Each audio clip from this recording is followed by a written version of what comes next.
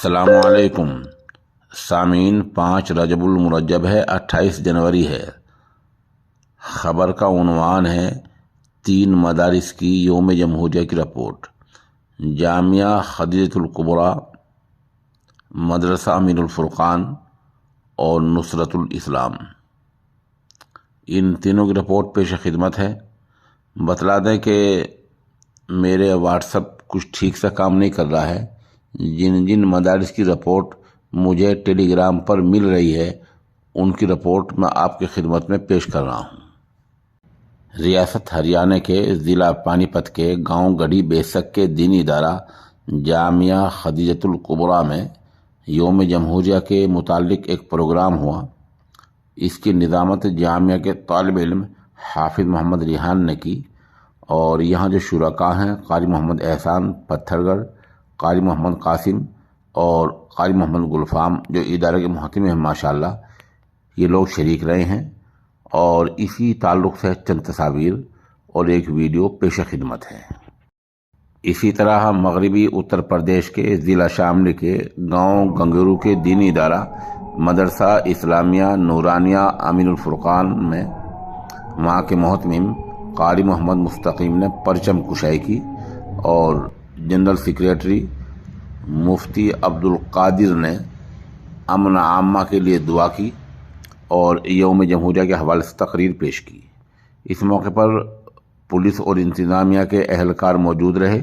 خزانچی محمد عرفان، محمد اسلام ممبر اور اسلام ٹھیکیدار، انتظار ٹھیکیدار، استخار ٹھیکیدار، چودھری انعام مکھیا، بھائی تابو، وسیع حیدر، چودھری راجندر، رفیق نیتا، مولانا تراب، اسرائیل منصوری، تنویر دوجا ممبر، حاجی عتیق الرحمان اور گاؤں کے معززین یہاں موجود رہے۔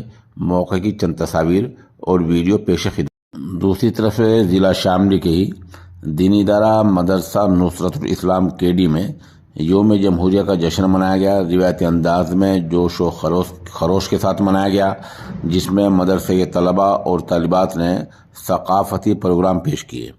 ادارے کے محتمم مولانا وکیل مظاہری نے جنگ آزادی کی تاریخ پر روشنی ڈالی اور کہا کہ اس خطے نے جنگ آزادی میں نمایاں خدمات انجام دی ہیں۔ خاص طور پر شاملی کے میدان کی جو قربانیاں ہیں علماء کی، وہ تاریخ کے سنہرے اوراق میں محفوظ ہیں۔ ادارے کی چند تصاویر اور ویڈیو پیش خدمت ہیں۔ اپنے اکابر نے بڑی بڑی پریشانیاں اس ہندوستان کے لیے اٹھائی۔ شیخ الاسلام حضرت مولانا حسین احمد مدنی نور اللہ مرقدہ، جب ان کو گرفتار کر لیا گیا، انگریز جج کے سامنے لاہور میں ان کو پیش کیا گیا، تو جج نے کہا کہ آپ نے ہماری فوج میں بھرتی ہونے سے مسلمانوں کو، ہندوستانیوں کو روکا ہے، فتویٰ دیا ہے کہ انگریز کی فوج میں بھرتی ہونا جائز نہیں۔ حضرت مولانا حسین احمد مدنی نور اللہ مرقدہ نے یہ نہیں کہا کہ نہیں، فتویٰ نہیں دیا۔ آپ نے یہ کہا فتویٰ دیا تھا، دیتا ہوں، دیتا رہوں گا۔ آج انگریز جج اپنے سامنے کھڑا کر کے مجھے ڈرانا چاہتا ہے، ایسا نہیں، میں نے فتویٰ دیا تھا، دیتا ہوں، دیتا رہوں گا۔ کہا آپ کو یہ معلوم ہے کہ اس فتوے کی سزا کیا ہوگی؟ کہا معلوم ہے۔ ان کو کیا ہوگی؟ ان کو اس فتوے کی سزا موت۔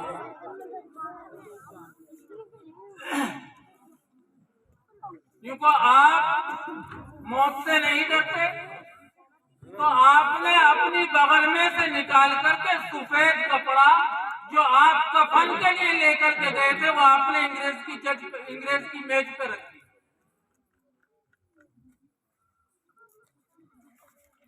انگریز جج نے پوچھا کہ یہ کیا ہے؟ یوں کو اپنے کفن کا بندوبست کر کے آیا ہوں، تو ہمیں موت سے ڈراتا ہے؟ ارے موت کو تو ہم گلے لگاتے ہیں۔ کہا کہ آپ کو یہ بھی معلوم ہونا چاہیے کہ ایسے موقع پر آدمی کا انتم سنسکار سرکاری خرچ پر ہوتا ہے. ان کو معلوم ہے. ان کو پھر آپ کپڑا لے کے کیوں آئے؟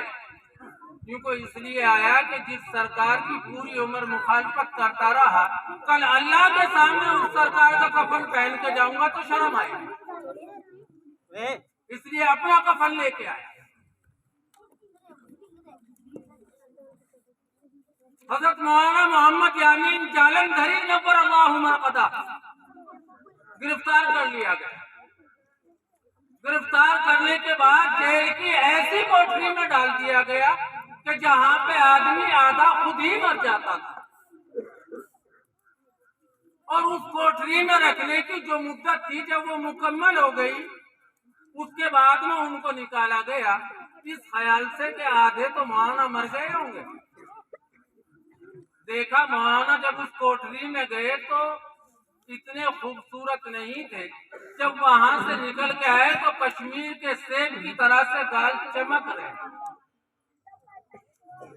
معلوم کیا مولانا کیا بات، اس کوٹری میں تو آدمی آدھا خود مر جاتا ہے، آپ تو لال ہو کے نکل رہے ہیں. کہا روزانہ شوق شہادت ولولے مارتا ہے اور یہ سوچتا ہوں کہ آج یہ کام ہوگا اور کل اپنے ساتھیوں سے جا کر کے ملوں. جن لوگوں نے وطن کے اوپر جان دی ہے، وطن کے اوپر اپنے بچوں کو یتیم کیا ہے، اپنی بیویوں کو بیوہ کیا ہے، ان لوگوں کو خراج عقیدت پیش کرنے کی ضرورت ہے اور ان کی ان قربانیوں کو یاد کرنے کی ضرورت ہے.